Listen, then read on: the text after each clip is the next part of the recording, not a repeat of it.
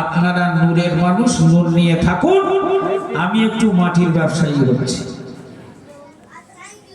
অসুবিধা হবে না তো? আপনারা যা নিয়ে আছেন তা নিয়ে থাকুন, কিন্তু আমি একটু মাটির ব্যবসায়ী হয়ে একটু দলিল দিই, দেখি আপনারা কি বলেন। আল্লাহ পবিত্র কোরআনুল কারীমের 16 নম্বর পারা, সূরাটির নাম হলো সূরা তাহা। 16 নম্বর পারা সূরা তাহা। আমরা আমাদের ছেলে মেয়ে, আমরা আমাদের বাপ মা ভাই বোন, দাদু দাদিমা, নানা নানিমা, আত্মীয় স্বজন, গ্রামবাসী, প্রতিবেশী, এলাকাবাসী আমাদের কাছ থেকে বিদায় নিয়ে আল্লাহর ডাকে সাড়া দিয়ে যখন আমাদের কাছ থেকে বিদায় নেয়, আমরা তাদের কাফন মাটি মঞ্জিল করার জন্য কবরস্থানে নিয়ে যাওয়ার ব্যবস্থা করি। জানাজা আনতে কবরে লাশটা শয়ন করিয়ে দিয়ে কাঁচা বাঁশের চেরি তার উপরে চাপিয়ে 3 মুঠো মাটি প্রদান করি। 3 মুঠো মাটি তার কবরে দেওয়ার সময় মাটি দেওয়ার একটা দোয়া আছে, দোয়াটা পড়ি। জওয়ান যুবকেরা, ওই দোয়াটা যদিও আমরা মাটি দেওয়ার দোয়া বলে জানি, কিন্তু প্রকৃত পক্ষে ওটা হলো আল্লাহর পবিত্র কোরআনুল কারীমের আয়াত। এই আয়াতটা পড়ে আমরা মাটি দিই। ওই আয়াতটা হলো মিনহা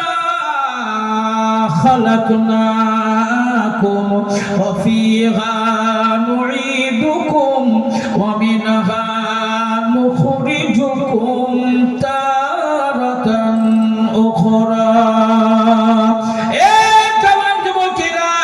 এই আয়াতের কালিমাটি হলো প্রথম দলিল, সূচনার দলিল। এই আয়াতটা পড়ে আমাদেরকে উদ্দেশ্য করে বলা হয়, এই দেখো মহান রব পবিত্র কোরআনে ঘোষণা দিয়েছেন, মিনহা খালাকনাকুম, আমি রব তোমাদেরকে এই মাটি দিয়ে বানিয়েছি। আমি আল্লাহ মাটি দিয়ে তোমাদেরকে বানিয়েছি। অতএব আল্লাহ আমাদেরকে মাটি দিয়ে বানিয়েছেন। আমরা হলাম মাটির তৈরি মানুষ, আমরাও মানুষ, আমার নবীও মানুষ, তাই আমরাও মাটির তৈরি, আমার নবীও মাটির তৈরি। কারণ আমার আল্লাহ আমাদেরকে মাটি দিয়ে বানিয়েছেন। আমরা মাটির তৈরি, আমার নবীও মাটির তৈরি।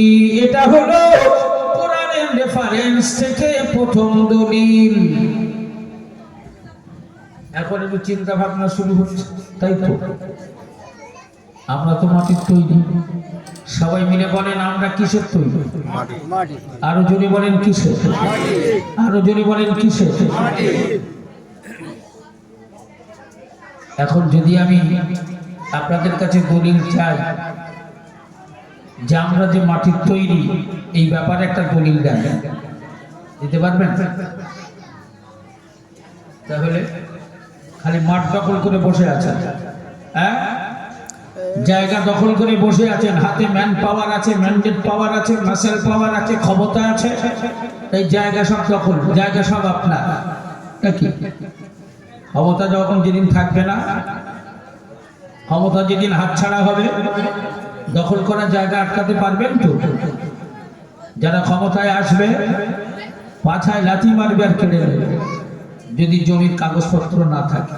নেবে না? নেবে না? তো সব বিষয়ে দলিল দরকার।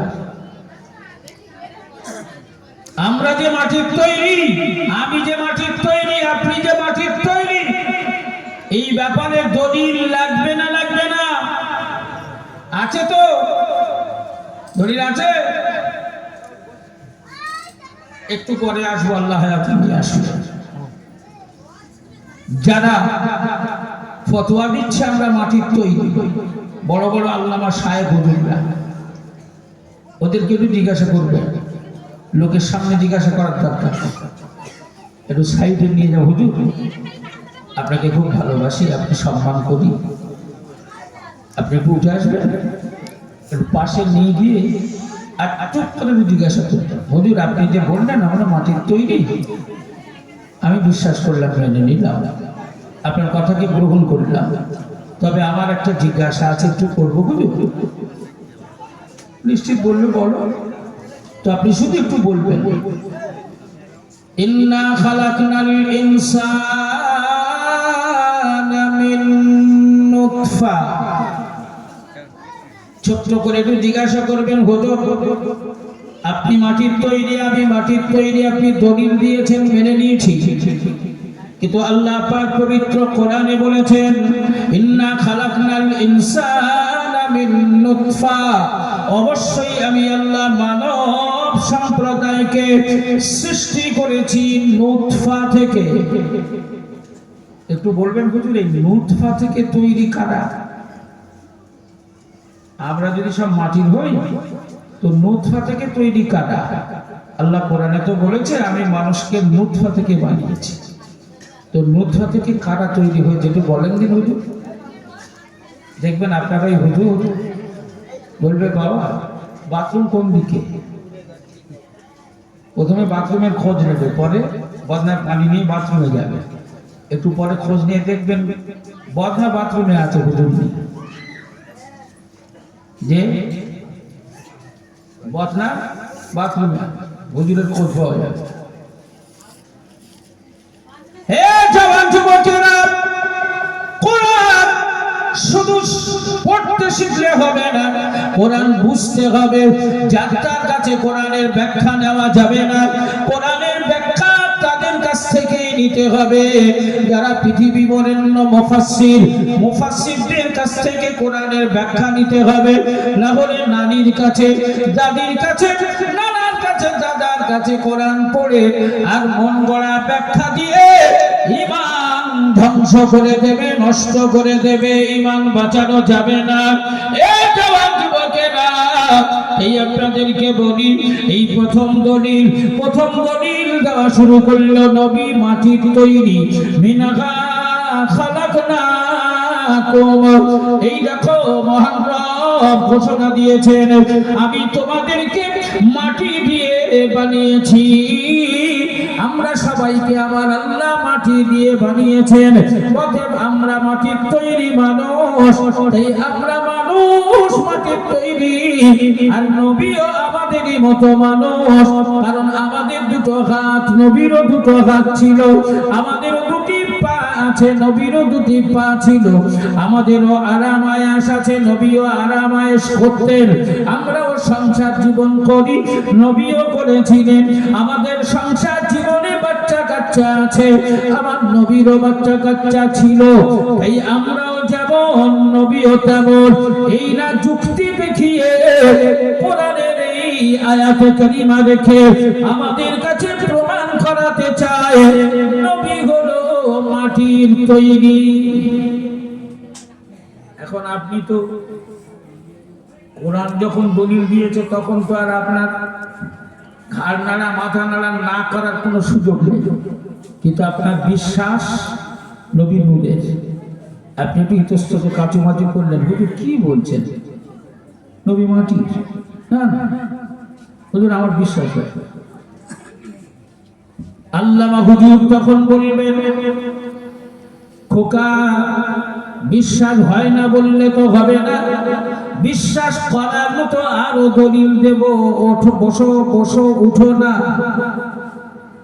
দ্বিতীয় নম্বর দলিল পেশ করে আল্লাহ পবিত্র কোরআনুল কারীমের 16 নম্বর পারা, সূরাটির নাম হলো সূরা কাহাফ।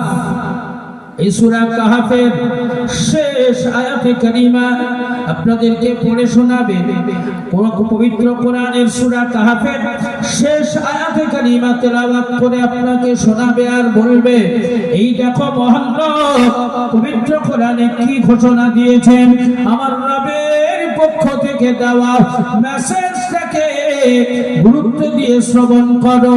এই না বলে পবিত্র কোরআন শোনাবে। বিসমিল্লাহির রহমানির রহিম। কুল ইন্নামা আনা বাশারুম মিসলুকুম ইউহা ইলাইয়া ইলাইয়া আন্নামা ইলাহুকুম ইলাহু ওয়াহিদ।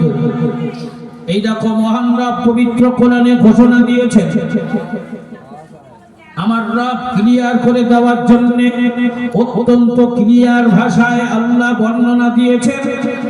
আমার রব আমার প্রিয় হাবিবকে বলার নির্দেশ দিয়েছেন, কুল, হে আমার প্রিয় বন্ধু মুহাম্মদ সাল্লাল্লাহু আলাইহি ওয়াসাল্লাম, আপনি বলুন ওদেরকে, ইন্নামা আনা বাশারুম মিসলুকুম। হে আমার প্রিয় হাবিব, হে আমার প্রিয় বন্ধু, আপনি ওদেরকে বলুন আমি তোমাদেরই মতো বাশার।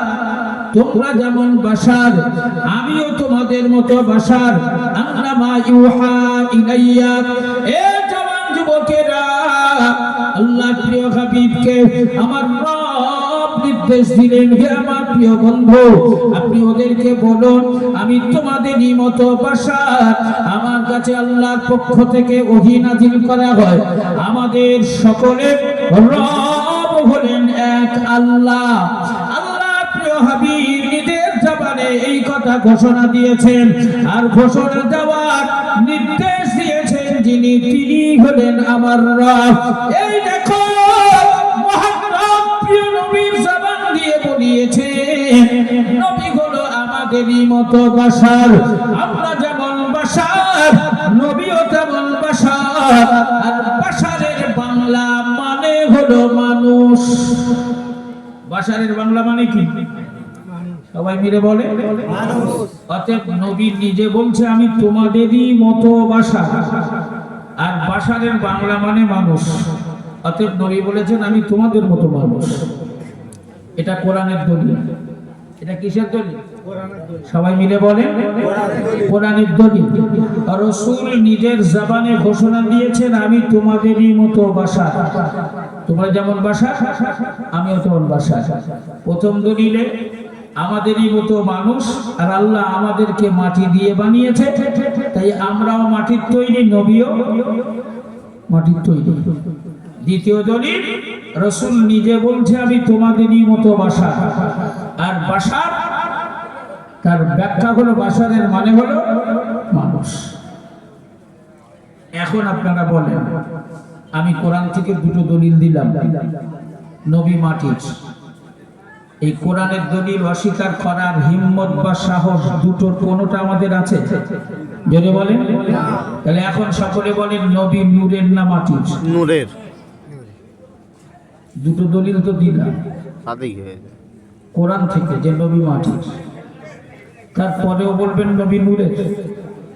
কেন? বিশ্বাস। তাহলে কোরআন অস্বীকার করা হবে না? কোরআন অস্বীকার করা হবে না যদি বলেন, এখনো যদি বলেন নূরে, তো এই দ্বিতীয় দলিল শোনার পরে ব্রেন হ্যাং করছে। কি করি কি করি কি করি, বিশ্বাস তো নবী নূরের, আর এই তো বেটা কোরআন থেকে দলিল দিচ্ছে নবী মাটি। কি করি? এই দোনো নেবো না, ছাড়বো না, কি করি কি করি। এই দোদুল্যমান দেখে আল্লামা হুজুররা বলছে, খোকা দোদুল্যমান হতে হবে না, বসো, ধৈর্য ধরো, আরো দলিল আছে। এতে শেষ নয়, নবী যে মাটি এ ব্যাপারে আরো দলিল আছে। আমাদের সকলের কাছে বড় মোবাইল আছে, আমি প্রথমেই বলেছি। এখন এই মোবাইলে যাদের কোরআনের অ্যাপস লোড করা আছে, কোরআনের অ্যাপস যাদের লোড করা আছে, যদি সুযোগ হয় মোবাইলটা বার করে অ্যাপসটা খুলে ফেলুন। কোরআনের একটি সূরা আছে, সূরাটার নাম হলো সূরা সদ, আয়াত সংখ্যা হলো ৭১। সূরা সদের ৭১ নম্বর খুলে ফেলুন। তৃতীয় এবং চূড়ান্ত দলিল নবী মাটির। তৃতীয় এবং চূড়ান্ত দলিল নবী মাটির। বলছে, খোকা এদিক ওদিক করার কোনো সুযোগ নেই। আল্লাহ পাক পবিত্র কোরআনে সূরা সদের ৭১ নম্বর আয়াত আমার রব ঘোষণা দিলেন, আমার মালিক ঘোষণা দিলেন, আমার রবের পক্ষ থেকে ঘোষণা দেওয়া হলো, মেসেজ প্রদান করা হলো, ইন্নী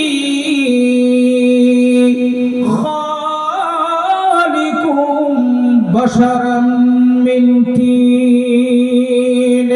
এই দেখো মুহাম্মদ পবিত্র কোরআনুল কারীমে ঘোষণা দিয়েছেন, ইন্নী অবশ্যই খালিকুম আমি আল্লাহ পাক সৃষ্টি করেছি বাশারাম মিন তিন, এই মাটি দিয়ে বানিয়েছি বাশার। বাশার কি দিয়ে বানিয়েছি? মাটি। সকলে মিলে বলে মাটি। আর অস্বীকার করার মতো কোনো জায়গা আছে? নবী নিজের জবানে বলেছে আমি তোমাদেরই মতো বাশার, আর আল্লাহ কোরআনে বলছে আমি বাশার বানিয়েছি মাটি দিয়ে। কি দিয়ে? মাটি। আবার ছোট হলো কেন? মাটি দিয়ে। এই আওয়াজ আমাদের ছোট হয়ে গেল কেন? বলে হুজুর যে জায়গায় নিয়ে এসেছেন এখন তো আমাদের ধতম প্রথম পড়েছে, ইমান থাকবে না যাবে। হ্যাঁ, আল্লাহ কোরআনে বলেছে আমি বাশার বানিয়েছি মাটি দিয়ে, আর নবীর নিজের জবান দিয়ে আল্লাহ বলিয়েছেন হে নবী তুমি বলো আমি তোমাদেরই মতো বাশার। এখন আর নবী যে মাটির তৈরি এতে আর কোনো সন্দেহ আছে? কারণ স্পষ্ট দলিল কোরআনে। এখন আপনি বলুন কোথায় দাঁড়াবেন? নবী নূরের না মাটি? নূরের। কি নবী কিসের? এই ছেলেরা সবাই মিলে মুখ খুলে বলো নবী কিসের? দেখছো বলছে মাটি। আর কোন মাটির উপরে বিশ্বাস আসার মতো দলিল তো দিয়েছি। কি আল্লাহ পরিষ্কার বলেছে ইন্নী খালিকুম বাশারাম মিন তিন, অবশ্যই আমি আল্লাহ বাশার বানিয়েছি মাটি দিয়ে, আর নবী হলো বাশার, অতএব নবী মাটির তৈরি, এটা স্পষ্ট প্রমাণ। এখন এই নিয়েই তো দ্বন্দ্ব বেশি। এবার আসুন, আমি এতক্ষণ মাটির ব্যবসায়ীদের হয়ে আপনাদের দলিল দিচ্ছিলাম। হ্যাঁ, কোন পরিপ্রেক্ষিতে এবার আপনারা যে বিশ্বাসের বিশ্বাসী, আমি একটু নূরের ব্যবসা করি। তৈরি পরীক্ষা থেকে আমি একটু নূরের পক্ষে নূরের ব্যবসাটা একটু করি, আর এই তিনটে দলিলকে কোরআন থেকে রিজেক্ট করে দিই। দেখেন বাটপারদের বাটপারি ধরা পড়ে কিনা। এই দলিলগুলো ক্লিয়ারলি ভাবে শোনার জন্য সকলের জবান থেকে আমার রবের নামে একটু ধ্বনি শুনতে চাইবো। একদম গড়িমসি নয়, উচ্চ আওয়াজে আমার মালিকের নামে ধ্বনি দেন। নারে তাকবীর, আল্লাহু আকবার, নারে তাকবীর, নারে তাকবীর। প্রাণ ভরে দরুদ শরীফ আল্লাহুম্মা